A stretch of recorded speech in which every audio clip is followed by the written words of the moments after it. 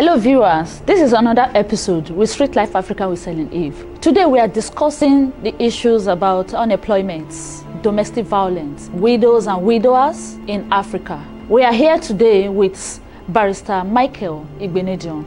We'll be right back.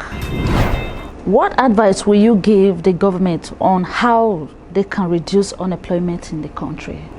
Well, first and foremost, I'm not a labor expert, but common sense will say that you have to provide a duty of care.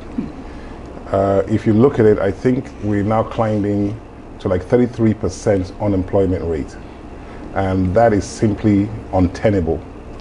If I was to advise the government and everything like that, it's for them to go back and think outside of the box of how we can reduce this high unemployment rate. And we have to look at the composition of those people who are unemployed. Is it across all sectors, or does it affect the youth even more? In Nigeria, I think the last time I checked, we have a young population. So I would assume that it is the younger generation that are mostly unemployed. I could be wrong on that.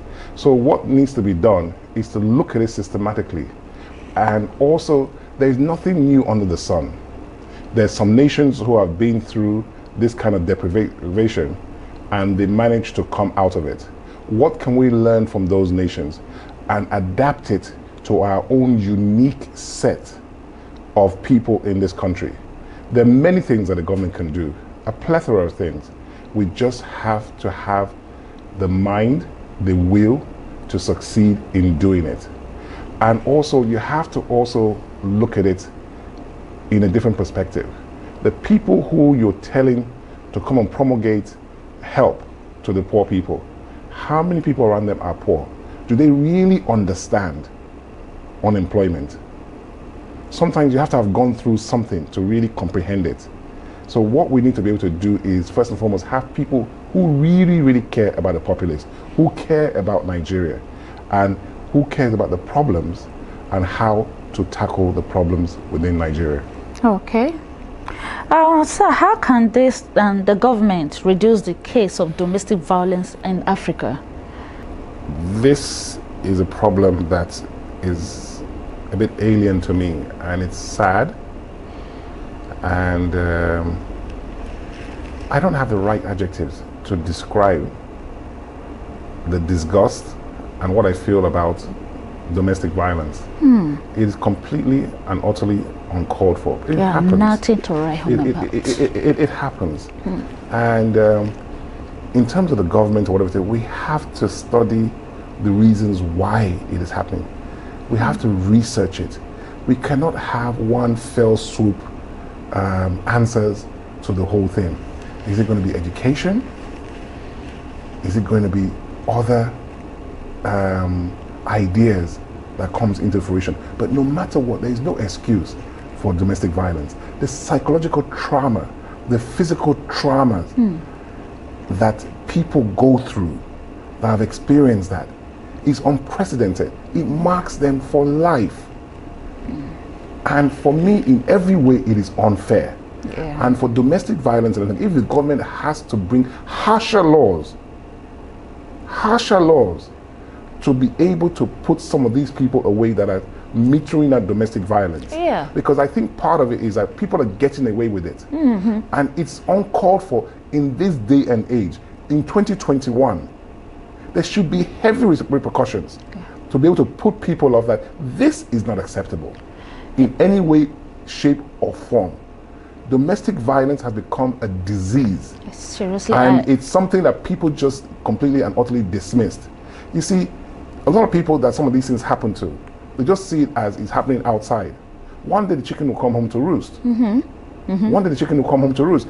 You that is thinking that it's not happening, it could happen to your daughter tomorrow. Yeah, of course. So we need to be able to think beyond our nose.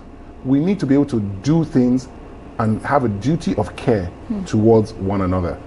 And I think that's going to be part of the ways to go, is to make it, to put laws around it that are stronger, to educate people on the nonsensity of it, and the damage that they're doing to themselves. So all these things need to be able to put in place. Again, I'm somebody that's very versed on R&D, research and development. Yeah. I just don't like to talk without researching something very deeply, and not only researching it, but finding solutions to those problems. That's key in answering anything. I actually spoke to a little girl of about 19 years. She started prostitution at the age of 10 years. She doesn't even know the way back home, but she's sick, very sick. Now this is the case of domestic violence we're talking about. Forcing children into things they don't want to do. She was forced into prostitution. You can imagine that. You see, this goes beyond domestic violence. We're talking about that's slavery. Yeah, slavery. And sexual yes, commerce. And the violence which is repugnant to natural justice and international law of any kind that is worth its salt. Yeah. That is extremely wrong. You see, the family who propagates it, who look the other way, whether they're active or inactive, should also be responsible under the law. Yeah, of course. It's about time that we tighten the laws around this, and we make examples. No matter where you come from, whether you're rich or poor, what religion you are, if you partake in any forms of illegality, it is time to put you away. It is time to teach you a lesson.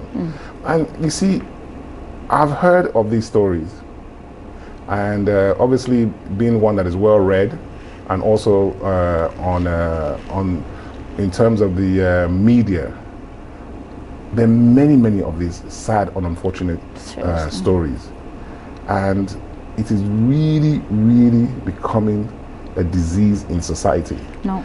And each and every one of us that knows such people, we should have a duty of care. Yeah, of course. In trying to find ways to help our fellow man or woman. Yeah. Because when you do that, there is ways that God will repay you. Society itself will repay you. We'll be better off as a society. But you know, these dastard situations that we find ourselves in Nigeria, a lot of these things can be tackled with the right thinking people that take these things personally, not just as a job, but take it personally to be able to tackle some of these issues and have milestones that they can use to achieve some of these things that we're talking about. We have so many of these problems in Nigeria, and we're beginning to reach the precipice. Something needs to be done sooner rather than later. We should stop looking at all these problems as far away from us. These problems are very near us, and it's getting nearer and nearer and nearer. We must never think that it's other people's problems, because one day somebody you know, somebody that's very close to you, can go through the same thing. Then what? Then what? We don't live our life in isolation. We are a community. There's a reason why we say we are a community. We live amongst a community. So sometimes what affects one will eventually affect all. Of course. So that's just the way I see society in general. That we must learn as much as possible to do what we can for our fellow man. It is our duty to be our brother's keepers. It is our duty to be our community's keepers. In terms of whether it's the crime rate, this, once you have that, it can cut across the board. It can cut across the board on everything you want to be able to tackle. Just have that care. Yeah. Care, not from here, but care from your heart. From the heart. And that, I think, is important. Thank you very much for that, Barrister Michael Benedion. We are so grateful.